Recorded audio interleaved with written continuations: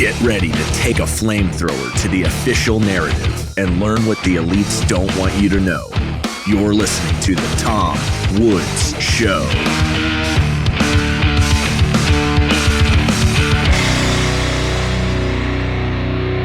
Hey everybody, welcome to The Tom Woods Show, episode 2504, with our friend Angela McArdle. She was recently re-elected as chair of the Libertarian National Committee. And my heavens, I have been talking an awful lot about the Libertarian Party. In the past couple of weeks, I've had several episodes on the subject, and I think the capstone of those will be this conversation with Angela. So I know you have a toddler, and you had, I don't want to be mean because there are a lot of good people in the Libertarian Party, but you had all the toddlers of the Libertarian Party. Oh, yeah. So you must be exhausted, but how are you? I am very tired, but also just very, very excited about everything that I have accomplished and things that we have planned moving forward. Okay, well, that's very interesting because I think you and I, we got to speak frankly with each other. And I don't know exactly, I don't remember when you and I met. I don't even remember the circumstance. Do you? I think you and I met in person at the 2018 convention. So it's only that long? I think so. Okay. All right. Well, it just seems like I've known you for my whole life. Right, I knew it wasn't quite that long, but okay. Well, regardless, in that time, I think we've gotten to a point where I can speak to you frankly and give you my opinions, and you're not going to be offended because I'm not trying to offend you. I'm just trying to tell you how I'm thinking. So I do want to give you an opportunity to say, look, I accomplished this, and this, despite all kinds of opposition from my people I thought were my friends, opposition from people I knew were my enemies, but I think I've come out on the other side with some genuine accomplishments. I want to let you do that. I'm very interested in that. But I also want to give voice to frustrated people who say, yes, I know that on paper, maybe on a lot of positions, the nominee, Chase Oliver, checks off a lot of the official boxes. But at this stage of American history, where there is a very clear divide between some quite sinister elites and the rest of us, somebody who's basically winking at Fauci and winking at Drag Queen Story Hour and all the rest of it, I don't think I'm asking too much to say that's more than I bargained for. And so this goes to show the LP ain't no good. And forget it. You got to just go join the GOP before the Democrats ruin your life. I mean, you got to admit that's not a completely implausible opinion. Oh, I think it's a totally reasonable response to what happened on the surface. But let's dig in. Let's dig into Angela McArdle's 4D chess on this whole convention and LP institution. Which is rife with problems, I think, but it delivered ultimately what I think is going to be the best possible outcome for rebuking the deep state.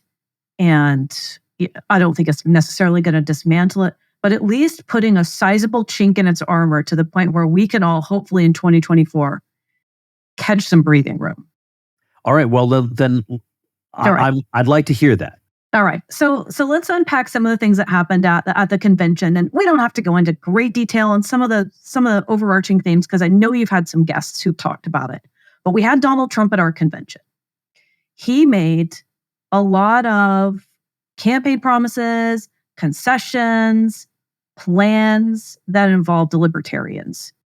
And some of the things that have been said about that by, LP party cultists, which is what I would call them, people who are completely tunnel vision on the party itself, right? Is, he never keeps his campaign promises. He is evil. You can't trust anything he says because he did X, Y, and Z in the past. He didn't address this other concern. People were very upset about it. But the reality is, we put up a list of top 10 issues. We had libertarians vote on it, and his campaign team watched it closely for almost a month. Prior to that, I have been in communication with them and with Donald Trump himself, the person, for several months. They know very well what our issues are. And when he came out and he made all those statements and comments, those were not things that he just read from a teleprompter the day of. They were the result of carefully curated negotiations and conversations between me, him, and his team over a period of months. And nothing like that has ever happened in the history of the party, no matter how good it was in the beginning, no matter how right-leaning, like pragmatic it was in the early to mid-2000s. Like, it's just never happened. And I think that's a huge win for not just, party members, but small L libertarians across the country. What do you think about people who say, look, this is our convention.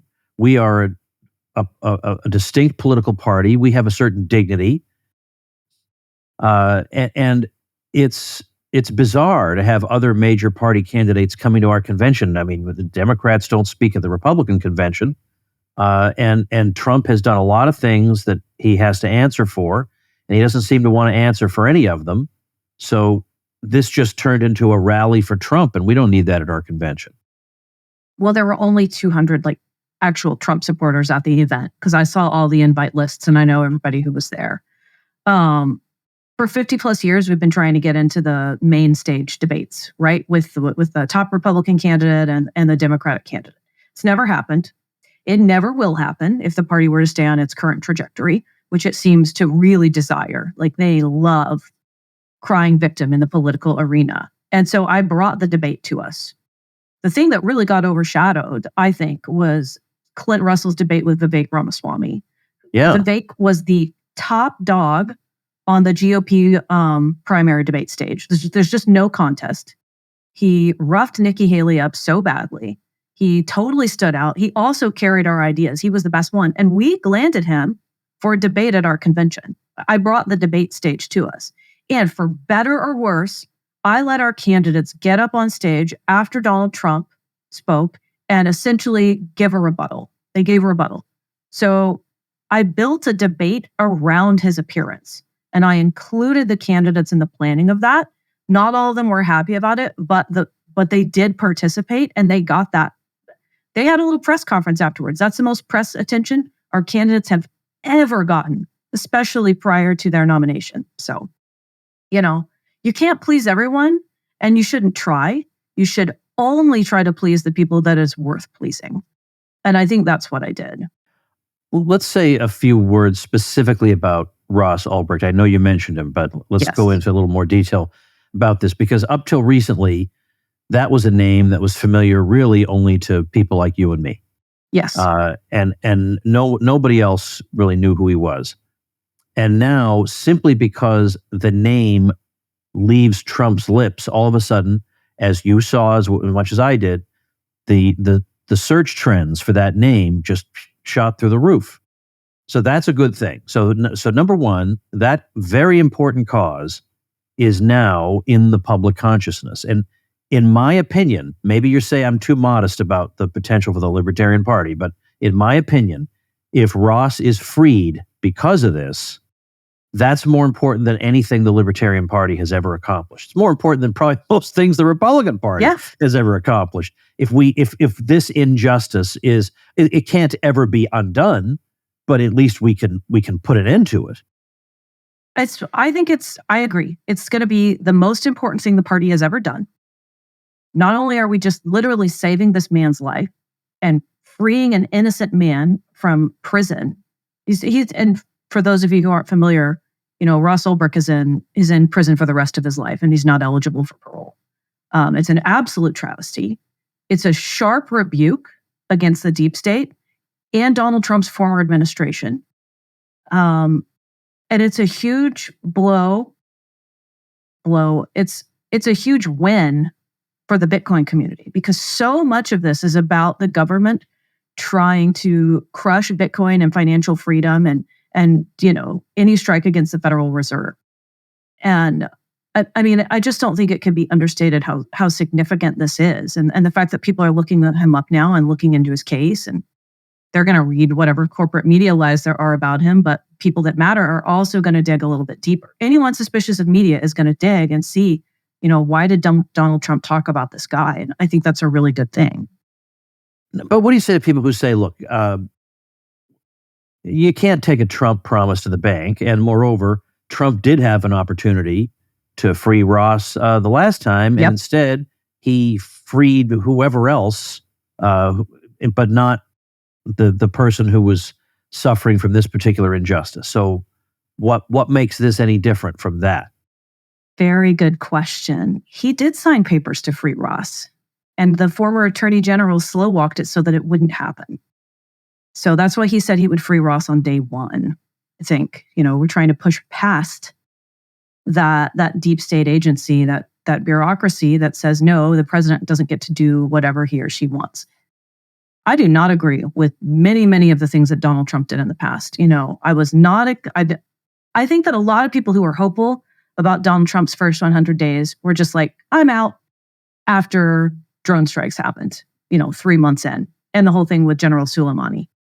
But I also acknowledge that a lot of the people that he was surrounded by, and he certainly made some horrendous choices on who he surrounds himself with, but some of the people that were recommended to him, that were already there, were doing anything and everything they could to push back against any potential change he had. And I think what happened with Ross is that it just fell victim to that institutional apparatus. And so I'm willing to give it a try. Donald Trump says he's going to do this and that on day one. Let's see if he can accomplish it at least in the first month, right? And what are we going to do? Is just say, well, no one ever keeps their promises, so we're all just going to fold politically. We got to just give it a shot, right? We're not going to ever make any advancement if we're not willing to be a little bit vulnerable, try to work out deals and make compromises. And with this one, there's just literally nothing. There is no downside to giving it a shot. It doesn't hurt us to try. I've heard it suggested a number of times that it might make political sense under the circumstances for Biden to say, well, you know what, this guy's been in prison for 10 years. That's more than enough. And he's done his time and we'll let him out. And that way that takes the wind out of Trump's sails a bit. But my feeling is, even though that would be politically very smart, that they're going to lose nothing by doing that, and they would deflate at least a minor political strategy that Trump has. I think they're just so full of hate and irrationality that they would rather just be hateful and irrational than do something that's politically beneficial. Yeah, I agree. I think that the Biden administration has absolute contempt for just the average American, for anybody who has a dissenting thought.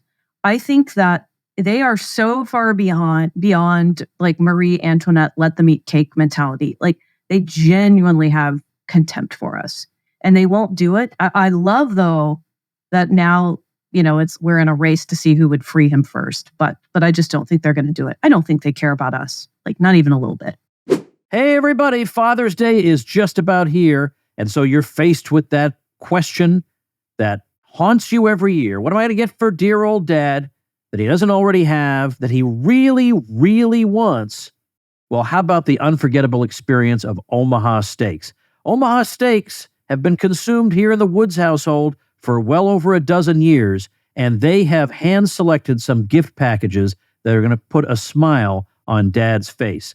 As a matter of fact, they start at just $99, and when you use promo code WOODS at checkout, you'll get $10 off your order. You can choose from premium proteins like the juicy pork chops, air-chilled chicken, and beefy burgers. It's a great gift, an unusual gift, a creative gift, and a delicious gift. But time is running out. Visit omahasteaks.com today and shop packages starting at just $99. When you use my promo code WOODS at checkout, you'll get an additional $10 off. But order now before it's too late.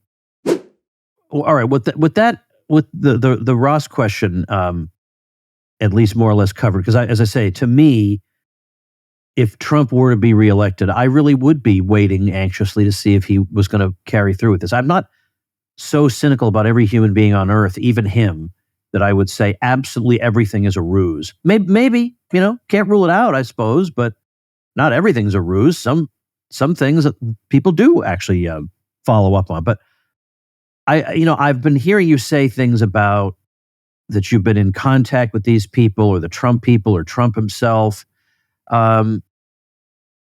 That probably makes some people uncomfortable. Yeah. Because they think, well, what's the Libertarian Party chairman doing talking to these people? But I bet it also, the gossip side of them makes them curious about what kind of things are you saying? So I don't know how much of it you want to tell us.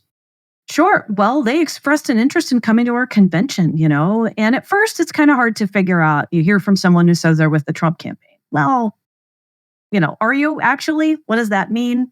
Do you have like the Trump campaign URL in your email address? If not, how do I trust you?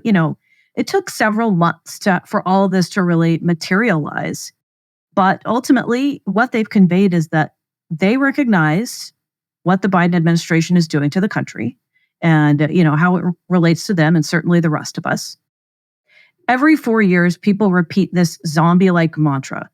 It's the most important election of our lifetime. It's the most important election of our lifetime. But this time, it kind of does seem like there's a little bit more at stake than usual, since one side is trying to throw the other side in prison so that we don't have a legitimate election. And they're gaslighting us all and saying that he's going to do the same thing, but he's not. And, the whole Hillary Clinton email server thing, he didn't prosecute that. I don't know if those were the right calls, right? But it does seem like it is, like there's more weight to this election than usual. And they recognize that, and they want our votes, and they're doing anything and everything they can to get small L libertarian votes. And they're looking to us and saying, what can we do? And so I've been having conversations with them about that, I'm like, well, I'm the party chair. I can't endorse your candidate, I can't get you on the ballot, which is not legal in most states anyways, I might add. There's a few wiggle room areas, but I said, I can't do that. But what I can do is I can tell you what libertarians want to hear and what we care about. And I bet there's a whole lot of stuff on my list that you could do. And so we've had a lot of conversations about that sort of thing, and it's awesome. I get to influence policy decisions. Cry harder, people who are upset. Like, I want you to go and cry really hard about the fact that we're making actual political change and doing good things. Well, let's say something about the presidential election, including the LP nominee. Let's leave the nominee himself aside for a minute. No matter who the nominee was, I personally felt like this year would be a real uphill battle for any third party. Now, RFK is a kind of his own thing, but precisely because, as you say, everybody is feeling that there's something particularly weighty about this particular election. A lot of people are feeling that.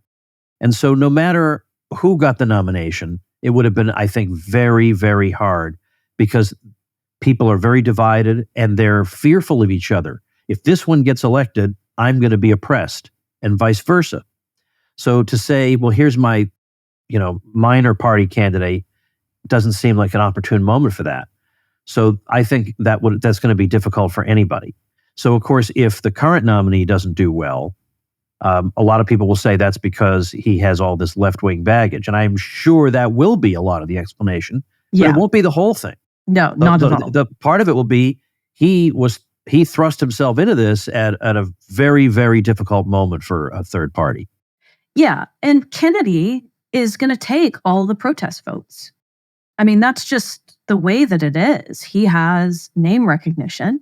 He is a total dark horse candidate. He pulls a little bit from the Trump side, on people who are very aggrieved over Operation Warp Speed, which I get.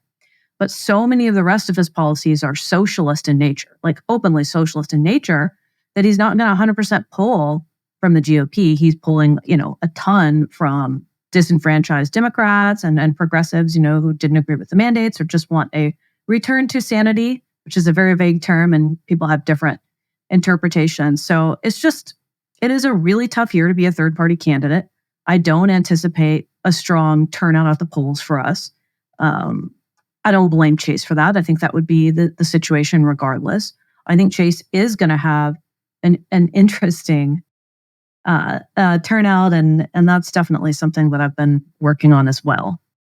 Yeah, so let's talk about that for a minute. And by the way, I am so as you can see, despite my, shall we say, lack of enthusiasm for the candidate, I am trying to be fair here and fairer than I think our side would have gotten if somebody I preferred had been nominated and hadn't done well. Well, that would have been because the messaging was all wrong.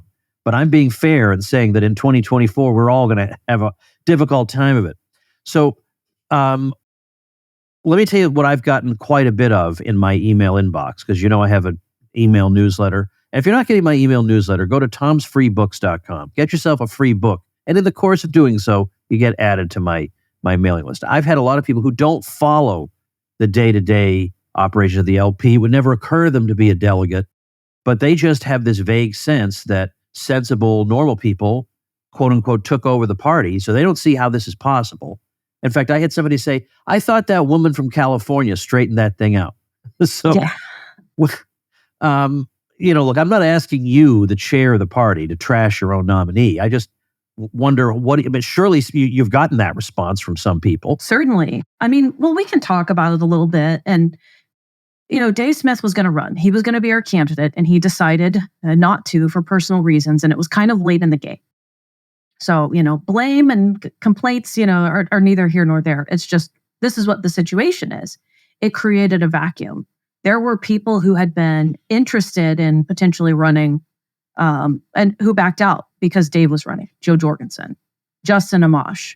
There are other people who are very well respected within LP circles who just decided not to run. And by the time Dave announces he's not seeking, it's a little late in the game. So we didn't have somebody with that level of star power. And I have huge respect and appreciation for Michael Rechtenwald for jumping in. But Dave was the person that a lot of people signed up to support. And so that meant delegate turnout at the national convention for the MC was low. And then that's just the way that it is. People turned up to get me elected, which I am greatly appreciative of. But the giant hordes of people did not show up this time. So that put us at a little bit of a disadvantage. And the other disadvantage is that it took 7 rounds of voting to come up to who our nominee was. There was a whole Gummygate thing with Michael Rechtenwald. There was just a lot going on. And ultimately, and I think that there were some tricks that happened when I was chairing that 16-hour business meeting on Sunday. That's how long that went, by the way, 9 a.m. to 1 a.m. There were some tricks that happened, but ultimately, like, Chase came out, and the vote total is correct. That's what we got. And I think that it's fair to level some criticisms at the process, because it does not seem to be reflective of what the party at large wanted to see. But maybe we need to have a lesson in pain, this election cycle, to see that we need to perhaps straighten out our process that we go through to select our nominee, to try to figure out, like, how are the people who are, ideologically aligned with us and libertarianism, how do those people actually advance to where they can select the candidate? Why is it always these hardcore party cultists who are the ones who invest thousands of dollars, are the ones willing, they stay at the top of the party, or at least like voting apparatuses, and they get to be the ones that pick it when they don't actually reflect the broader libertarian movement? I think it's a good question. I think it's a question we should ask ourselves. And if there's a way to fix it, we should. Some people have, well, myself included, joked that obviously the delegates for Chase must be stealth Trump supporters, because there's no other way to explain why in a 2024 election year you would choose somebody who will divert literally zero votes from Trump. Because of his positions on issues that as I put it to somebody else, it seems like there is no elite obsession that he does not himself share. Whether it's BLM, which at least by now, like, we now know, you go through all the various cases, virtually all of them are misreported the first time. Oh, you left out 53 important details, and when you factor those in, so. And of course, the corruption of that organization and the violence and everything. Mm-hmm. There's no way. I mean, come on, you're still not seeing through that. So there's that. There's the all the COVID stuff. And look, I'm socially distancing at my Thanksgiving get together. I mean, that you're gonna put that up in 2024. The only result that generates is that the LP takes nothing from Trump. I mean, if Trump would, ask yourself, which nominee would Trump himself have chosen for the LP? It would be this one. There's no doubt about that. And so they couldn't even have said, I'll just have to grit my teeth and get through it to have a more centrist or maybe even slightly right-leaning candidate just for this time, just to not help Trump. But that's not the way they thought, I guess. Well, I angered some people last week when I came out and I said I endorse Chase Oliver as the best way to take votes away from Joe Biden. But that is the truth. That is the truth. I have seen the data. The data does not lie. I know there's lies, damned lies in statistics, but this data seems to be very truthful. We have some very generous, helpful members in the party who work at various political polling data centers, and they have graciously shared some data with me behind the scenes that we will be able to share with party members soon enough. But it is 78% of Chase's current supporters when polled. This is a poll of people in swing states who voted in the 2020 election. 78% of them voted for either Joe Biden or Howie Hawkins with the Green Party. So there you have it. So, my job as National Party Chair is to support my candidate and to also do that in a way where I'm also, being responsible to the rest of the party and advancing the ideas of liberty. So that's what I'm doing. Get in, loser. We are stealing votes from Joe Biden. That is the slogan, I think, for this campaign. Yeah, and as I say, I don't see how anybody could be upset about that because that's what a candidate like what did you think a candidate like this was going to do when you chose him? You didn't think he was going to take votes from Trump, so you're just saying what everybody already knows. Yeah.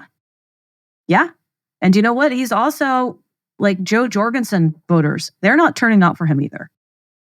So it's a really good exercise for us in learning and understanding what our consequences are going to have at polling. And there's a lot of people who want to dump a ton of money into ballot access. And they say we should just do it regardless, even though we're not going to gain ballot access from this presidential cycle. And I say, okay, well, why don't we as a body kind of talk about that a little bit more and try to understand it?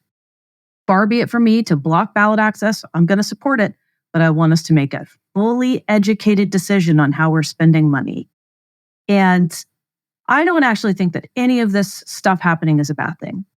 I think that we are genuinely presented with an opportunity to hurt the Biden campaign, which should happen. And I want to inflict as much pain on that awful administration and campaign as possible. And at the same time, we are presented with a tremendous opportunity to improve the Trump campaign, which we are doing. We are not spoilers.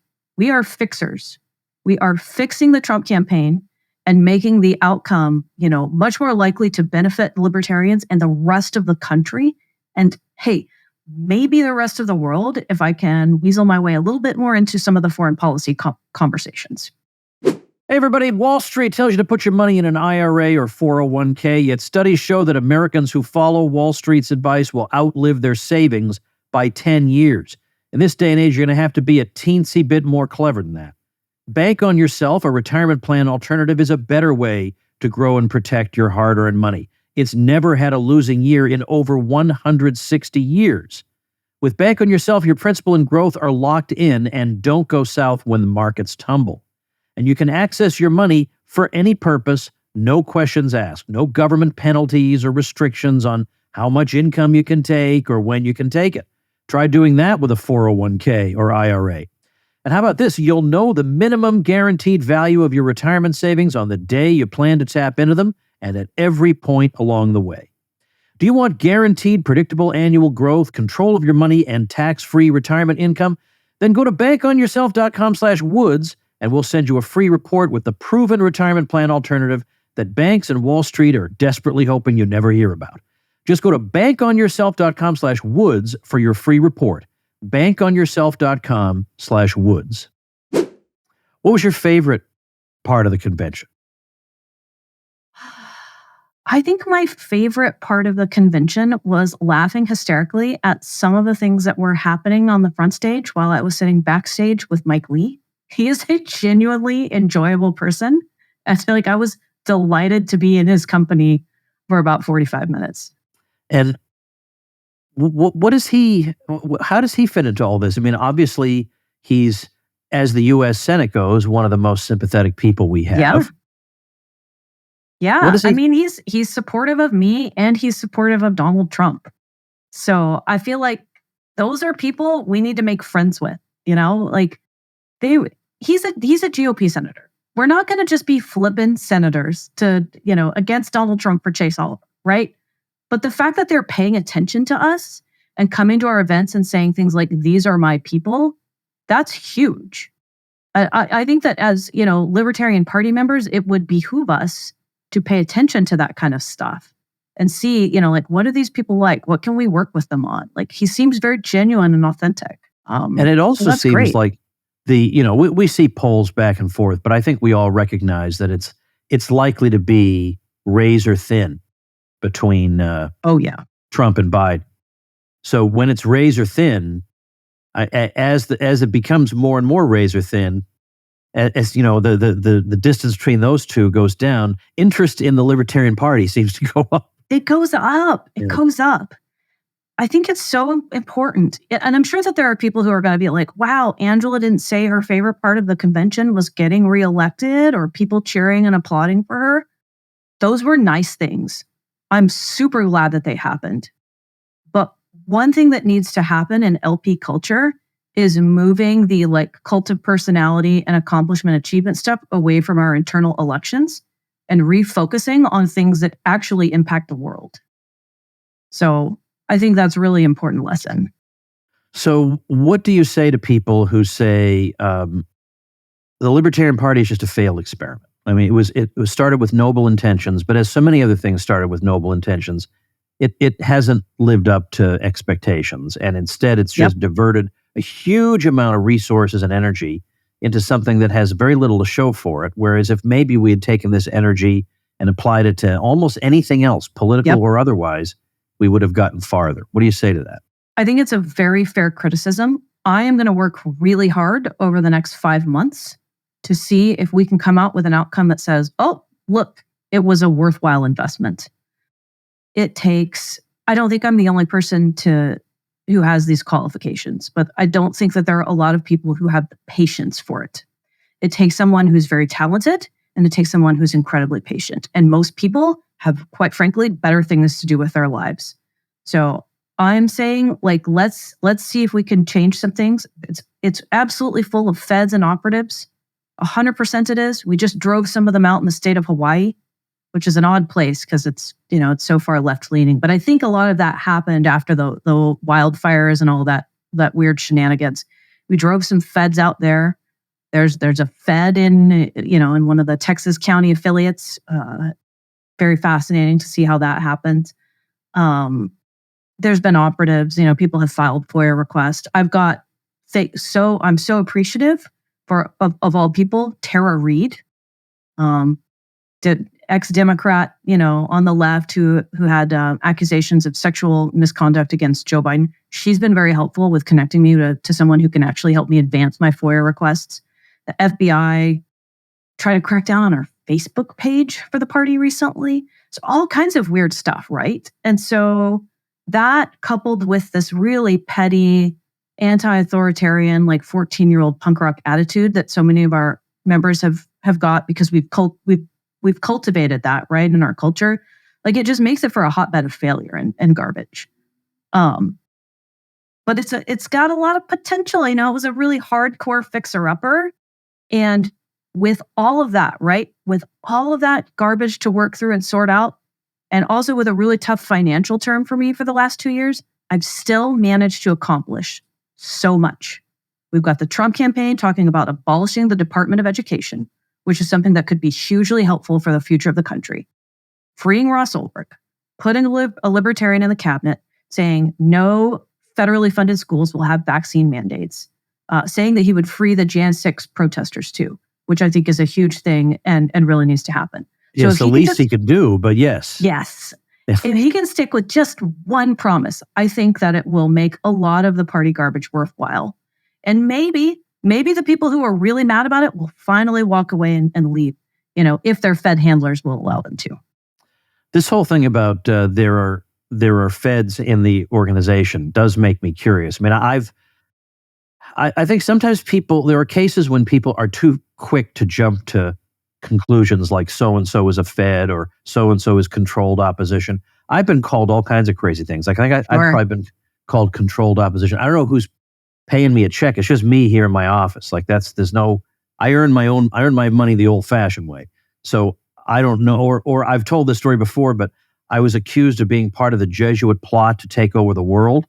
If you really look, there's a discussion board somewhere where they're putting forth the evidence. This was about 12 years ago, that they're saying I went to a Jesuit high school and so did my dad, and I spoke at a Jesuit university. And it turns out I didn't do any of those things. They had found another Thomas Woods who lived in Wisconsin. I didn't grow up in Wisconsin. I visited Wisconsin twice in my life, So like there are people who look for things that aren't there.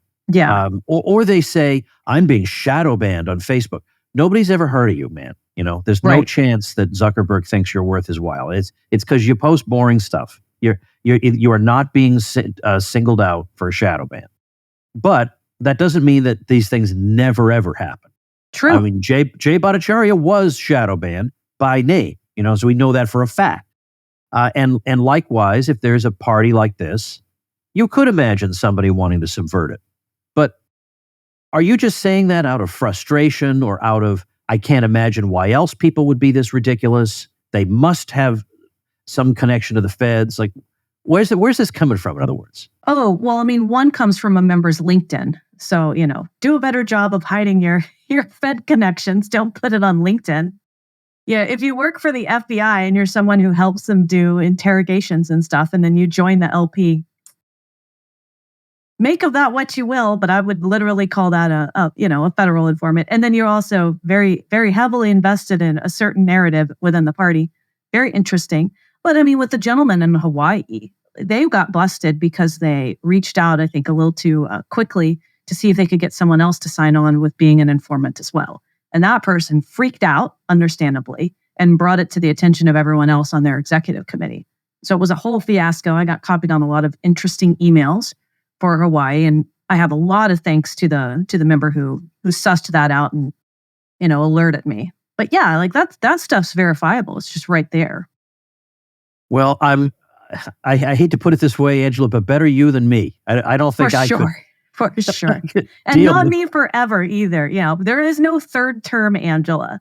There is no third term Angela. I need to work on, finding and mentoring a protege. I think that, succession is good. And if we want to have a healthy organization, we've got to start working on those things. We'll see. We'll see if I can drive the crazies out, if I can be like the St. Patrick of the LP and get rid of the snakes.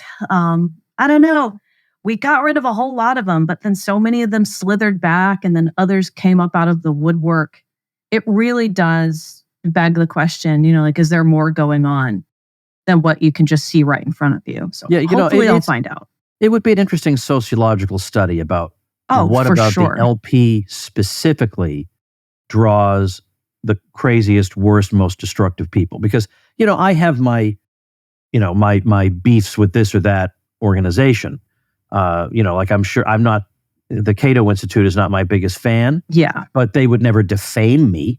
Right. It would never occur, never occur to them to make up stories about me or whatever. They wouldn't do that because they realize on some level they're professionals and I'm a professional. And now I even, I had Terrence Keeley on my show and he's a senior fellow over there. So, or Reason Magazine. I'm probably not Nick Gillespie's best friend, but we don't want to murder each other. And if I see him at a social event, it's very pleasant, fair enough. But for some reason, and as you say, it's a sliver. It's like this hardcore sliver, because when I spoke at the convention in 2022, my room was packed, even though they deliberately scheduled Edward Snowden against me, which was obvious why they did that, and it didn't work. My room was packed. I got a huge, loud standing ovation.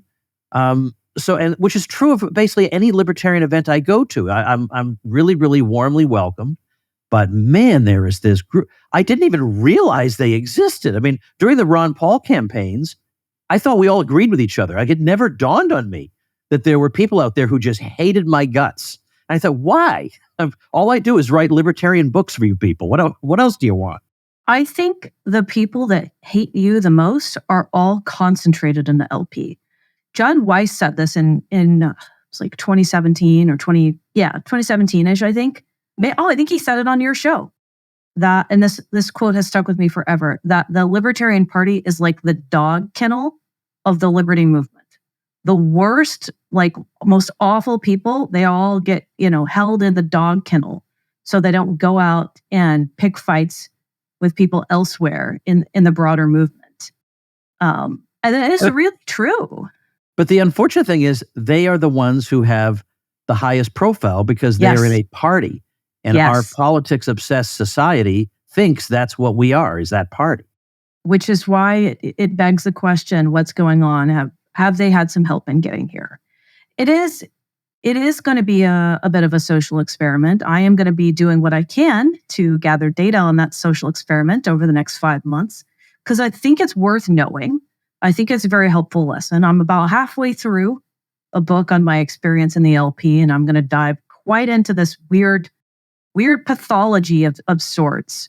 It's like when you mix this, there's libertinism and this like oppositional defiance disorder behavior, which is like, it's like early childhood trauma, mad at your dad, and then some maybe just token right-wing values too. You mix it all up and it's this very like toxic, explosive soup. And the worst thing is it seems to infect the other people that get around it, which is interesting. Like, I think that the culture, it spreads. And so it should be contained.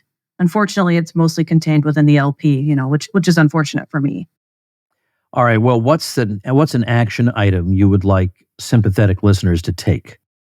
I want you to go out and talk to your left-leaning relatives, people in swing states, people in blue states, and I want you to preach the goodwill of Chase Oliver. Let's say you have a relative who's they're never going to vote for Donald Trump. They're never going to vote for Donald Trump. They don't like typical libertarianism. They don't like it.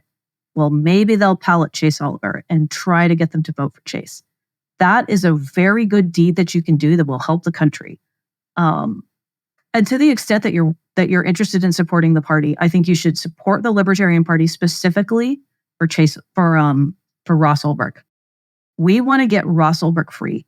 And between now and the election, party support is important for that specific purpose. It doesn't matter if you dislike our candidate, if you think it's a failed experiment, maybe one day I'll agree with you. But for right now, we're trying to get the Department of Education abolished. We're trying to get Ross Ulbricht freed.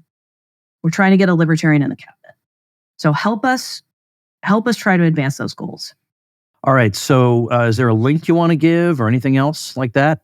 LP.org. Join up, donate to the party. Also, send me a note. I am very accessible as a chair. If you have questions and comments about the Ross stuff, Department of Education, you want to send me lists of names that you think I should pass to the Trump administration, send it all my way, LP.org.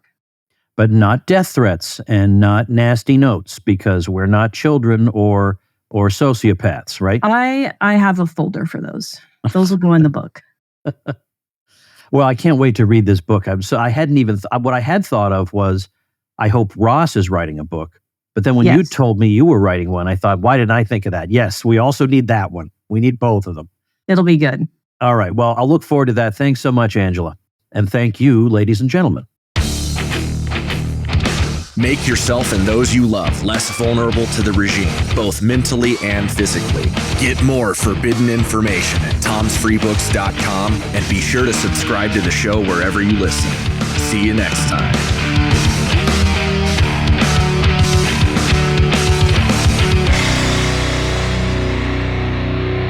Like the sound of The Tom Woods Show? My audio production is provided by Podsworth Media.